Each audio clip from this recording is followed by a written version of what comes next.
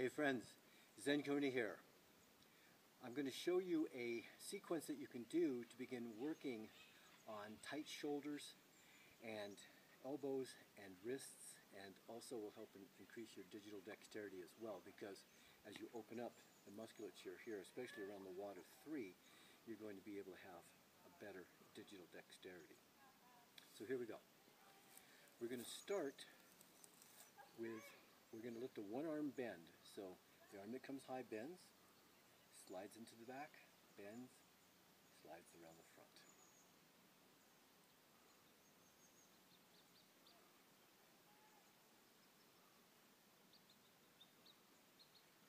Make it easy.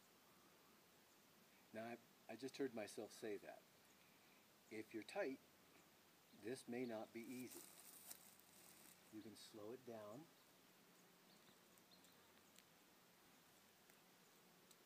Other way. Now I'm using a 4-foot staff, but you might need a 5-foot staff. Longer staff will make some of these moves easier because it won't require as much freedom in your shoulders. So don't hesitate. When I started off, I had to be at the very, very tip of the 5-foot staff. And then, now I can use the 4-foot staff. So that's about 13 inches, because I'd be right at the tip of improvement. All right, so second movement. We're going to just see how far we can come overhead and back. That's it at first. So just a few of those. Remember, we move towards a goal. And once we achieve it, we want to make sure we've already got something else to do beyond that. Every goal has a goal beyond it. And here we go. How far over can you go? Boom. Boom. So here's what it looks like. One of the keys here is pull your staff apart. Just like you're pulling it apart.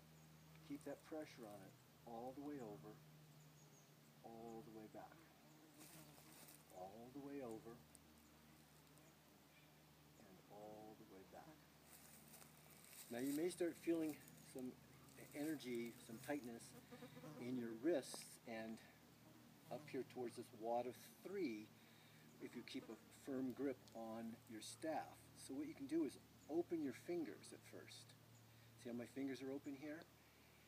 I'm still pulling with my thumb and forefinger grip when I come over. So here I am. If it starts to get too hard on my wrists or my fingers, I just open it up, as opposed to keeping a firm grip all the way over. There's no question about it. It's more challenging if you keep all fingers involved. All right. So the next one is over. I'm letting go here. Come up, you reconnect. Push out and back. You can go upward a little bit.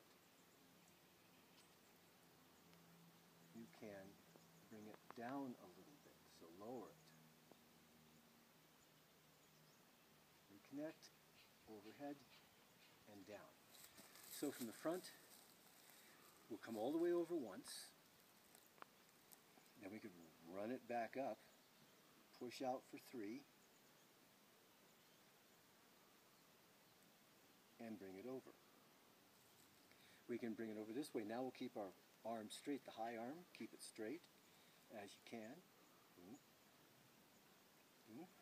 And then over. And then slide it up your back, push it out for 3. And bring it over. Let's look at it from the side.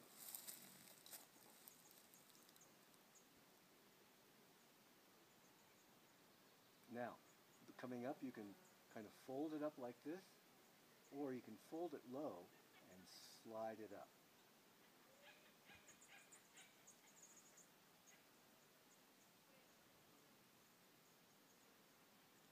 And over. All right, So, don't think that I'm saying that any of this is beginning stuff. You may not be able to get anywhere near close to what I'm doing. You might be far more flexible than I am. What really matters is that you pay attention to where you are. All right. So let's bring the staff behind us. This is definitely not a beginner's move. Now, having said that, I'm sure there'll be somebody out there that does this the very first time and does it perfectly. As far as I can tell, in the world, you're an anomaly. Most people have a very challenging time with it.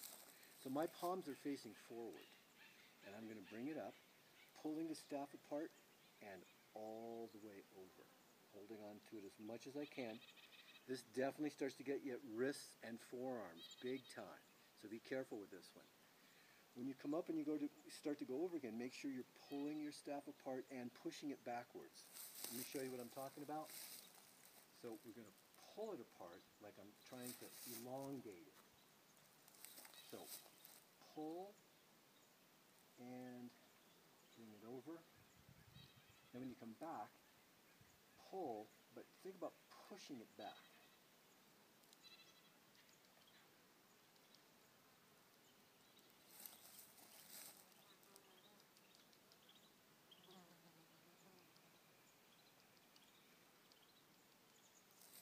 Now, I want to show you a way not to do it, if you can possibly avoid it. If you can't help it, then you just have to start working with it with where you are. What we don't want to do, choking ourselves by bringing our shoulder blades up. Same thing here. I don't want to start by lifting my shoulder blades up because I'm packing, I've got nowhere to go. So I'm going to keep my shoulder blades packed down as much as possible as I reach back and pull up and over. Pull it apart, push it back, pull it apart, and push it forward. So, shoulder blades are down as opposed to up. Okay. Now, we're going to come over one more time, and we're going to come back into the front, and we're going to come around for 3,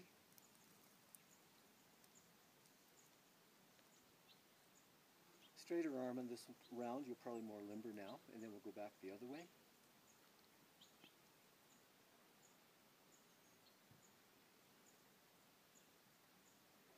Good. A final over and back. Good.